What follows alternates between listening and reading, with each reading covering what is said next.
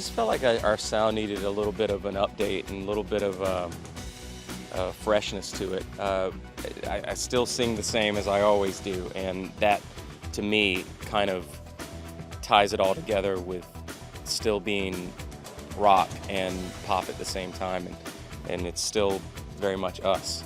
So we wanted to just incorporate new sounds in what we already do. Well, there was a lot of back and forth on tour. A lot of the recordings that are on the record are actually somewhat demos. Like those were the songs when they were written.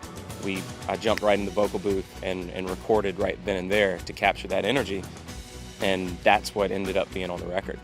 As a matter of fact, one of the songs I actually did vocals in my hotel room at 3 in the morning on the road. So, and those are that's on Broken Arrows, and that's actually the vocal that ended up on the record. Waiting for Superman for me, I mean, I have my own personal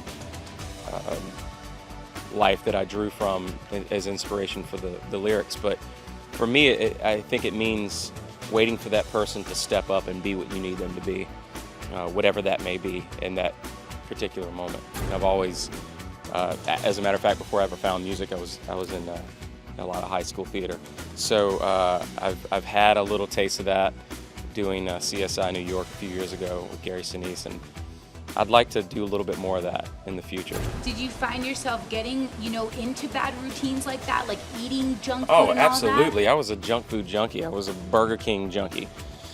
And I haven't had Burger King in a long time, which sounds really good right now.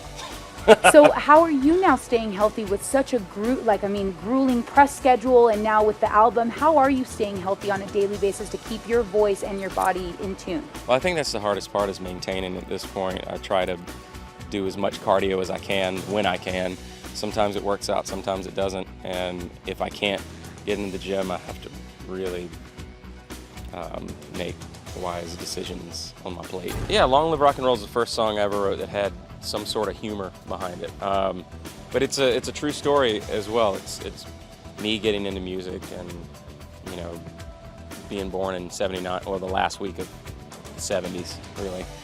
I can still say I was born in the '70s. So yeah, it was a way of incorporating these kitschy references and still telling a true story and having an anthem. I'll never pretend to be the poster child for having a perfect marriage or a perfect family. I mean, it's a day-to-day figure out as you go sort of thing. I mean, it's a lot of give and take on both parts. It's a lot of work on both parts, and thank God we have FaceTime, and I try to get home as much as I can when I'm on tour.